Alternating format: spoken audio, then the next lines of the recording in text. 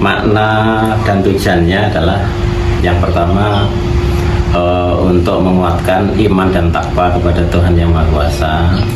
Yang kedua, yang jelas untuk melestarikan adat Jawa yang sudah dilaksanakan turun-temurun dari nenek moyang dulu sampai saat ini. Dan kemudian untuk lebih mengenalkan pada para generasi muda tentang hakikat dan makna adanya budaya yang dipercayai oleh masyarakat Jawa, utamanya masyarakat Dongko dan sekitarnya, bahwa makna ngitung batih itu sangat berguna sekali, utamanya pada waktu itu dilaksanakan sebagai upacara adat secara lokal, maksudnya lokal dari rumah ke rumah, dan kemudian bisa dikembangkan secara lebih besar di wilayah Kecamatan Dongko ini. Utamanya adalah bertujuan untuk ngitung batih. Ngitung batih itu namanya cacah jiwa. Kalau istilahnya pemerintah adalah sensus penduduk. Itu jadi sensus penduduk itu identik dengan ngitung batih. Ngitung batih itu kan istilah Jawa, dan kalau sensus penduduk itu kan nasional. Itu maknanya kurang lebih seperti itu.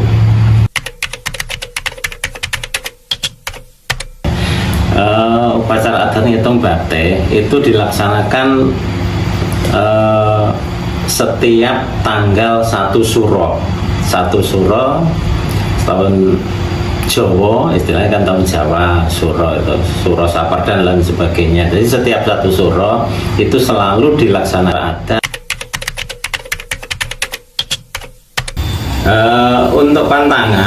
Untuk pantangannya itu tidak ada selama tidak keluar dari aturan dalam peringatan, dalam memperingati ngitung batih. Maksud kami dalam memperingati ngitung batih, upacara adat ngitung batih ini kan khusus sebagai kegiatan yang sakral, utamanya itu tadi ngarak adanya takir kerontang dengan berbagai macam ubur rampen, termasuk ambengan, jenis sesaji ambengan, yang penting tidak keluar dari itu, jadi tidak ada pantangannya. Ya. Kemudian apa yang tujuan tadi selain pantangan? Aturan khusus. Aturan khusus. Ya, aturan khusus yang jelas, aturan khusus itu ya sudah dibakukan pada waktu upacara adat ngitung batih itu sudah jelas, sudah dibakukan. Suatu misal masalah takir peluntang. Takir peluntang itu kan yang dibuat dari daun pisang. Daun pisang dibuat tempat wadah, terus kemudian dikasih janur kuning, itu yang namanya takir peluntang. Terus isinya kalau pada waktu awal mulanya yang dilaksanakan di rumah-rumah itu isinya nasi, dikasih lauk pauknya itu tidak lepas dari serundeng dan dele goreng dan juga tempe. Terus saat ini sebagai kegiatan yang dilaksanakan di tingkat kecamatan itu selain yang kami sampaikan masalah nasi dan lain-lain, itu ada lagi yang diisi dengan bibit tanaman, bibit jagung, pari dan lain sebagainya.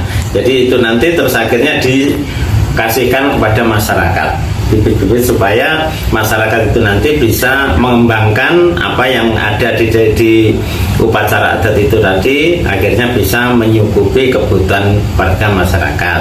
Nah, selain itu juga menyebar atau membagikan bibit ternak ayam. Jadi ternak ayam sekitar 100 ternak itu disebar, dibagikan ke masyarakat dengan maksud supaya masyarakat itu bisa mengembangkan. Ya, yang jelas itu ya awal mulanya karena itu merupakan adat yang turun temurun dari nenek moyang yang dilaksanakan di masing-masing rumah. dilaksanakan di masing-masing rumah, melaksanakan kenduri amin, yaitu sebagai wujud dari masyarakat itu sendiri, sebagai rasa syukur kepada Tuhan Yang Maha Kuasa, yang mana keluarganya selalu diberikan kesehatan, kewilujengan, tidak ada satu apapun.